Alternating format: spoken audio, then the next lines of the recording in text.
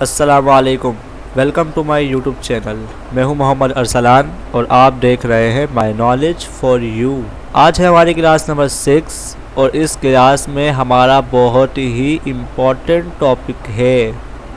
जी हाँ दोस्तों, आखिर वो दिन आ ही गया जब हम अपने टेंस की तरफ आ रहे हैं, वो भी काफ़ी दिनों के बाद।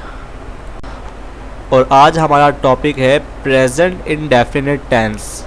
उर्दू में इसको फ़ेले हाल कहते हैं। सही है, तो आप अपने सामने एक स्क्रीन देख सकते हैं जिसके अंदर मैंने एक प्रेजेंट इंडेफिनिट को समझाने के लिए एक आपके सामने चार्ट बनाई है, जिसके ऊपर आपको टाइटल लिख रहा है प्रेजेंट इंडेफिनिट।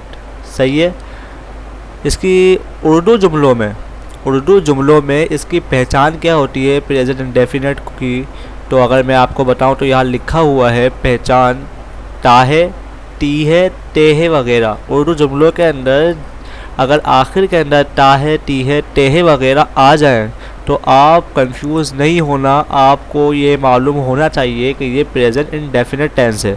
सही है, ये आपको रटने की कोई ज़रूरत नहीं है, आपको सिर्फ समझना है, क्योंकि ग्रामर समझने की किताब है। इसको आप सिर्फ समझिए, रटे ना। सही है, इसकी पहचान होती है ता है, टी है, ते है वगैरह। मैं अगर आपको एग्जांपल दूं, मैं स्कूल जाता हूँ, मैं खाना खाता हूँ, मैं घर बैठता हूँ, मैं मूवीज़ देखता हूँ, मैं इंग्लिश पढ़ता हूँ, बहुत सारी आप मिसालें ले सकते हैं, आपको जो भी मिसालें आ रही हों। एक और पॉइंट की बात नोट कर लीजिए, हर टेंस के 4 टाइप्स होते हैं। एक होता है अफर्मेटिव, जिसको हम एजर्टिव भी कहते हैं, दूसरा नेगेटिव, तीसरा इंटेरोगेटिव, चौथा इंटेरोगेटिव नेगेटिव, जिनको इस वीडियो के अंदर हम तफसील से सीखेंगे। तो यहाँ पे हम इसका फार्मूला देखते हैं। यहाँ फार्मूला लिखा हुआ है अफर्मेटिव एजर्टिव का सब्जेक्ट प्लस वर्ब की फर्स्ट फॉर्म प्लस एस या ई एस प्लस ऑब्जेक्ट। सही है, सब्जेक्ट, वर्ब और ऑब्जेक्ट को हमने अपनी गुज़िश्ता क्लास के अंदर समझ लिया था, बिल्कुल क्लियर कर लिया था। सही है, लेकिन आपको मैं बता दूं कि ये वर्ब की जो फर्स्ट फॉर्म है, आपको ये मालूम होना चाहिए कि वर्ब की 3 फॉर्म्स होती है, first form, second form, third form, और एक और फॉर्म होती है आईएनजी फॉर्म, जिसको हम जेरेड कहते हैं इंग्लिश के अंदर। क्या? जेरेड। लेकिन अभी उसका कोई काम नहीं है, लेकिन टेंसेस में उसकी बहुत दखल है। फ़िलहाल तो हम उस पर नहीं जा रहे हैं, लेकिन आप वर्ब की ये जो 3 फॉर्म्स होती हैं, इनको कुछ आप किताबों के अंदर से नेट से ढूंढिए और उनको याद करिए, ताकि आपको ये जुमले बनाने के अंदर आसानी हो। तो इन तीनों को तो हमने पढ़ लिया था, सब्जेक्ट, वर्ब और ऑब्जेक्ट को, लेकिन एस और ई एस हमें समझ में नहीं आया होगा। वैसे मैंने इसकी एक वीडियो बनाई है, लेकिन मैं आपको एस और ई एस का इस्तेमाल दोबारा बताना चाहता हूँ। तो आप इस क्लास को मिस नहीं करिएगा और इस वीडियो को पूरी देखिएगा, ताकि आपको एस और ई एस का इस्तेमाल भी समझ में आ जाए। सही है, अब मेरी बात को आप गौर से सुनिए और उसको नोट डाउन कर लीजिए अपनी कॉपी के अंदर। तो आपके सामने एक नया पेज खुल के आया है, यूजेस ऑफ एस और ई एस। सही है, अब मैं आपको बताऊं कि एस और ई एस का इस्तेमाल कहाँ होता है।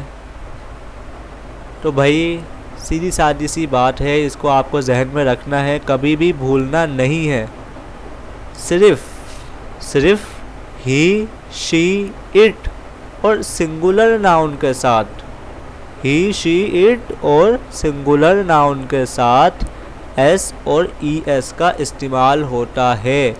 इनके अलावा, ही, शी, इट और सिंगुलर नाउन के अलावा अगर कोई भी अल्फाज आ जाए तो उसके अंदर एस और ई एस का इस्तेमाल आपको नहीं करना है, बिल्कुल भी नहीं करना है, वरना आपका जुमला गलत हो जाएगा। इस बात को आप जहन नशीन कर लीजिए, बिल्कुल आप पक्का टक्का इसको लिख लीजिए, वरना आपको आगे जाकर बड़ी परेशानी होगी। तो मैं आपको दोबारा से मैं बता दूं कि ही, शी, इट और सिंगुलर नाउन के साथ एस या ई एस का इस्तेमाल होता है, इनके अलावा किसी के साथ नहीं होता। अब बात करते हैं ई एस का इस्तेमाल। ई एस का इस्तेमाल कहाँ होता है? जिन अल्फाज के आखिर में double S, S H, C H, X या ओ हो आ जाए। सही है, double S, SH, CH, X या O आ जाए अगर किसी वर्ब के आखिर के अंदर, तो फिर हम वहाँ पर ES का इस्तेमाल करते हैं। एग्जांपल में मैंने दिया है वॉश, आखिर में SH आया है, तो अगर हम इसको ES के साथ इस्तेमाल करेंगे तो वॉशिज आएगा, क्योंकि यहाँ पे आखिर के अंदर SH आया है, तो इसलिए यहाँ पे ES ही लगेगा। दूसरी एग्जांपल मिस, सही है, आखिर में डबल S आ गया।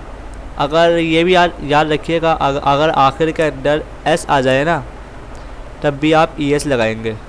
मैंने यहाँ लिखा नहीं है, लेकिन आप ये नोट कर लीजिए। देखिए मिस, मिसेस। दूसरा हमारे पास गो के आखिर में O आ गया है, सही है, तो यहाँ पे भी हम ES लगा देंगे बिना कुछ सोचे समझे। ये बात को आप नोट कर लीजिए कॉपी के अंदर, क्योंकि ये बहुत ही इम्पोर्टेंट है। अक्सर बच्चे इसी के अंदर गड़बड़ कर रहे होते हैं और उन्हें S और ES का इस्तेमाल समझ में नहीं आ रहा होता है। अब आपके सामने एक नई तस्वीर खुल के आ गई है, जिसके अंदर कुछ और यूजेस लिखे गए हैं।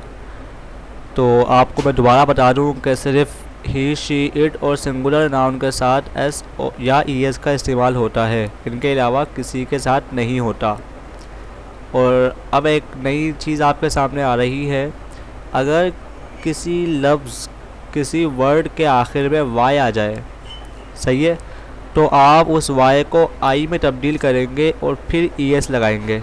एग्जांपल फ्लाई, आखिर के अंदर Y आ गया है, तो हमने इसको फ्लाइज कर दिया Y को I में तब्दील करके, सही है। उसके बाद हमारे पास है एक नई चीज़ कि अगर किसी लफ्ज़ के आखिर में F आ जाए, तो उस F को हम V में तब्दील करके ES लगाएंगे। एग्जांपल में मैंने लिखा है हाफ, अगर आप इसको ES लगाना चाहेंगे तो इसके अंदर आप F को V में तब्दील करेंगे और फिर ES लगाएंगे। और आखिरी लाइन के अंदर लिखा गया है बाकी सबके साथ S इस्तेमाल होता है। इसका मतलब ये है कि इनके अलावा जिन लफ्ज़ों को मैंने अभी आपको बताया है, इनके अलावा बाकी सबके साथ S इस्तेमाल होगा, सही है। अगर किसी लफ्ज़ के आखिर के अंदर S, double S, SH, SH, CH, X या O या किसी लफ्ज़ के आखिर में Y या F नहीं हो, तो बाकी इनके अलावा जो भी जितने भी वर्ड हैं उनके आखिर के अंदर S इस्तेमाल होगा। S लग जाएगा खाली बिना कुछ सोचे समझे, सही है। अब आइए हम प्रेजेंट इंडेफिनिट की कुछ मिसालें देखते हैं। यहाँ पे मैंने आपको दोबारा से ज़हन नशीन कराने के लिए ऊपर लिख दिया है कि इसकी पहचान होती है ताहे, तीहे, तेहे वगैरह। इसका हमने फार्मूला भी ऊपर लिख दिया है अफर्मेटिव का। अब हम इसकी एग्जांपल्स को अगर देखें तो यहाँ मैंने 3 एग्जांपल दी हैं। नंबर 1 मैं स्कूल जाता हूँ, नंबर 2 वो क्रिकेट खेलता है, नंबर 3 हम पानी पीते हैं, सही है। तो सबसे पहला जुमला बनाते हैं हम, मैं स्कूल जाता हूँ। यहाँ पे सब्जेक्ट हमारा कौन है? मैं को इंग्लिश में बोलते हैं आई, सही है, आई। अब जो हमारा वर्ब है यहाँ पे जाना। मैं स्कूल जाता हूँ यानी कि जाना हमारा वर्ब है, सही है। वर्ब की फर्स्ट फॉर्म आएगी, इसलिए आई गो। यहाँ पे अब हम ES लगा देंगे, हम यहाँ पे S लगा देते हैं। यहाँ पे S लगेगा नहीं, क्योंकि यहाँ पे हमारा सब्जेक्ट ही, शी, इट या सिंगुलर नाउन नहीं आया, इसलिए हम यहाँ E या ES नहीं लगाएंगे, इसको हम ऐसे ही छोड़ देंगे। आई गो, सही है। इसके बाद हम देखते हैं ऑब्जेक्ट आई गो। यहाँ पे ऑब्जेक्ट क्या है? स्कूल। मैं स्कूल जाता हूँ, मैं हो गया, जाना भी हो गया। ये जो स्कूल है ये हमारा ऑब्जेक्ट है। आई गो टू स्कूल। यहाँ टू क्यों आया? कहीं जाने के लिए, किसी डायरेक्शन के लिए टू का इस्तेमाल किया जाता है, इसलिए हमने यहाँ पर टू लगा दिया। आई गो टू स्कूल। अब हम अपनी दूसरी एग्जांपल देखते हैं, वो है वो क्रिकेट खेलता है। यहाँ पे सब्जेक्ट हमारा है वो खेलता है यानी कि एक लड़का है, इसलिए हम ही लगा देंगे, ही, सही है, ही लगा दिया। अब हमारा वर्ब है खेलना। खेलना की इंग्लिश होती है प्ले, वी प्ले। अब प्ले हमने यहाँ लिख दिया। अब हम एस या ई एस लगाएंगे क्योंकि हमारा जो सब्जेक्ट है वो ही आ गया है, और हमने पढ़ा है कि अगर ही शी इट और सिंगुलर नाउन आ जाए सब्जेक्ट की जगह तो वहाँ पर हम जो वर्ब होता है उसके अंदर एस या ई एस लगाते हैं। तो यहाँ पे प्ले, मैंने आपको अभी बताया कि अगर आखिर में वाई आ जाए तो हम उसको आई में तब्दील करके ई एस लगाते हैं, लेकिन जो यहाँ पे प्ले है, सही है, तो प्ले को हम यहाँ पे खाली एस लगाएंगे, हम वाई को नहीं छेड़ेंगे।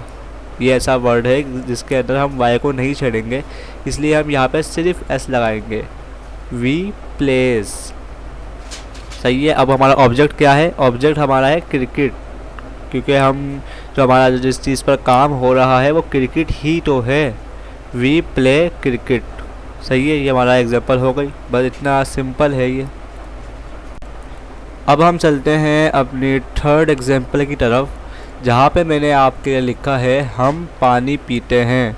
हम पानी पीते हैं, यहाँ पे सब्जेक्ट हमारा है हम की इंग्लिश है वी, सही है, वी। अब जो वर्ब है वो है पीना, क्योंकि काम करने वाला सब्जेक्ट जिस चीज़ जो काम हो रहा है, काम क्या हो रहा है? पीने का काम हो रहा है, इसलिए पीना हमारे पास वर्ब है, और पीने की इंग्लिश है ड्रिंक। क्या है? Drink, we drink. और क्या चीज़ पी रहे हैं? Water, we drink water. बस ये तो हमारे तीनों एग्जांपल हो गए हैं। उम्मीद है आपको ये तीनों एग्जांपल समझ में आ गए होंगे। अब हम चलते हैं अपने दूसरी टाइप की तरफ, जो है नेगेटिव। मैंने आपको शुरू में बताया था कि 4 टाइप्स होती है, दूसरी टाइप्स है नेगेटिव। नेगेटिव में कुछ ज़्यादा काम नहीं हुआ है, यहाँ पे बस 2 चीज़ों का इजाफा हुआ है, और वो है डू, डज प्लस नोट। और याद रहे कि इसकी भी पहचान ताहे, तीहे, तेहे वगैरह ही है, सही है। प्रेजेंट इंडेफिनिट की पहचान ताहे, तीहे, तेहे वगैरह है। प्रेजेंट इंडेफिनिट मतलब सादा मुस्बत जुमले, सिंपल प्रेजेंट भी हम इसको कह सकते हैं।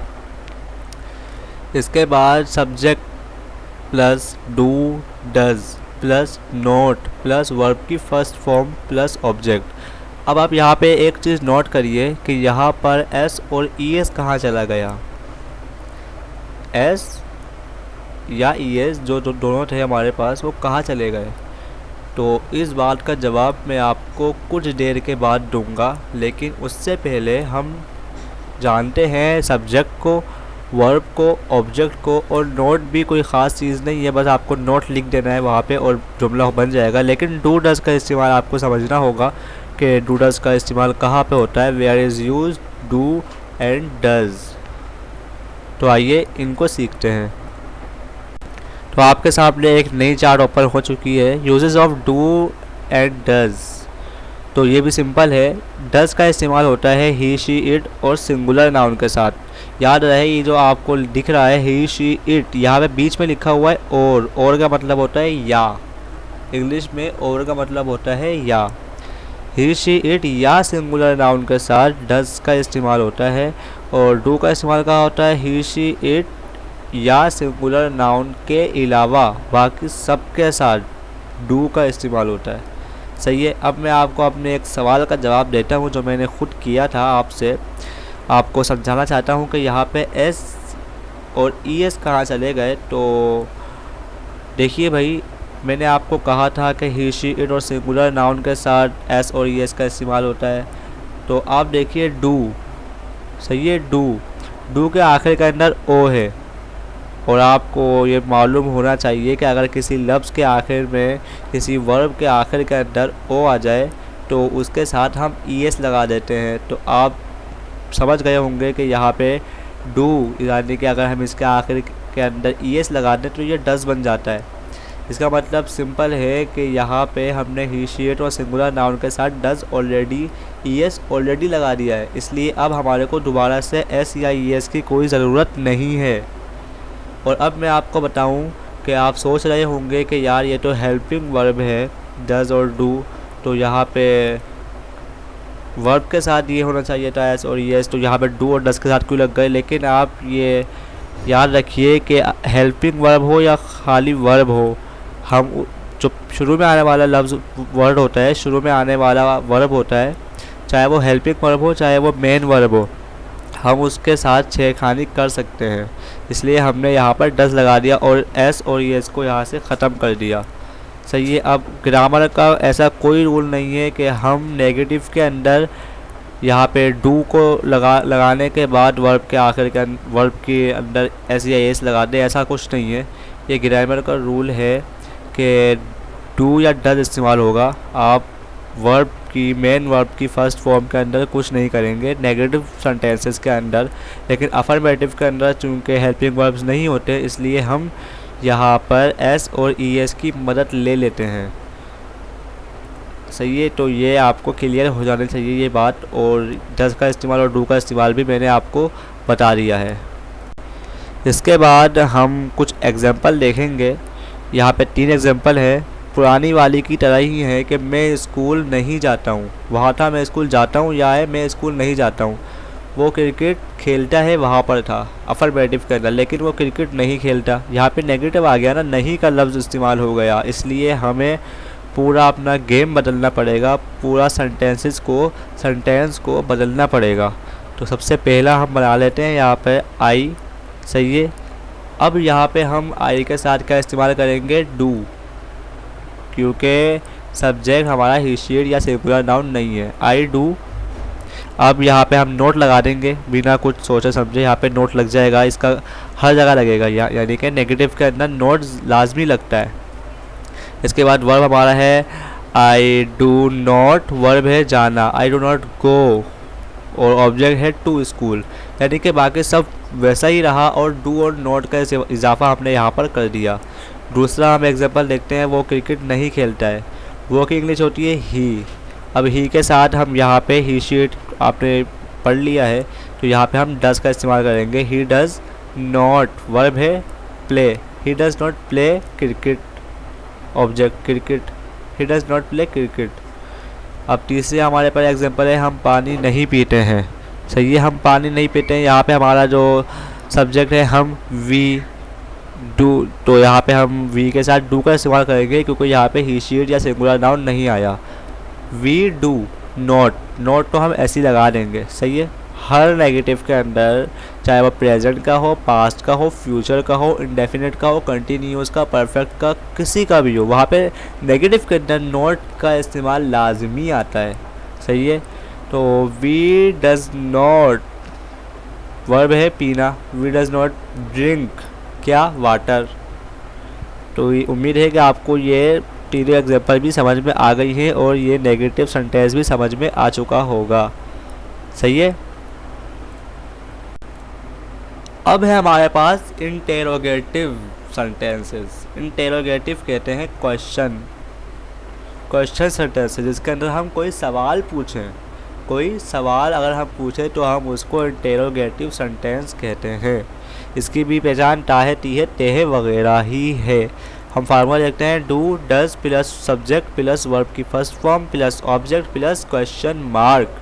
यहाँ पे क्वेश्चन मार्क का इजाफा हुआ है, लेकिन आप ये जानते हैं कि सवालिया जुमलों के आखिर के अंदर हम क्वेश्चन मार्क का इस्तेमाल करते हैं। और डू डज आपने अगर नोट किया हो, यहाँ पे नोट करने वाली चीज़ थी कि यहाँ पे इंटरोगेटिव करना कुछ ज़्यादा मसला नहीं होगा। यहाँ पे अब आपको अपना जो नोट है उसको यहाँ से हटा देना है इंटरोगेटिव के अंदर, और यानी कि डू और डज को शुरू में ले आना है। नोट को हटा के डू डज को शुरू में ले आना है, और डू डज का इस्तेमाल यहाँ पर भी सेम रहेगा नेगेटिव की तरह ही। तो इसलिए आप मेरे को ये बात आपको ज़्यादा समझाने की ज़रूरत तो नहीं है। उम्मीद है कि आपको यहाँ तक बात समझ में आ गई होगी। अगर नहीं आई है तो आप मेरे से कमेंट करके पूछ सकते हैं। इसके एग्जांपल देखते हैं। बिल्कुल पुराने वाले की ही तरह है। क्या मैं स्कूल जाता हूँ। नंबर 2, क्या वो क्रिकेट खेलता है। नंबर 3, क्या हम पानी पीते हैं। अब आपने नोट किया हो तो यहाँ पे नहीं हट के शुरू में क्या लग गया। सही है। क्या मैं स्कूल जाता हूँ, यहाँ पे हम बिना कुछ सोच समझे डू लगा देंगे। क्यों? क्योंकि हमारा सब्जेक्ट आई है, ही शीट या सिंगुलर नाउन नहीं है। डू आई, वर्ब क्या है, जाना। Do I go to school, question mark के साथ।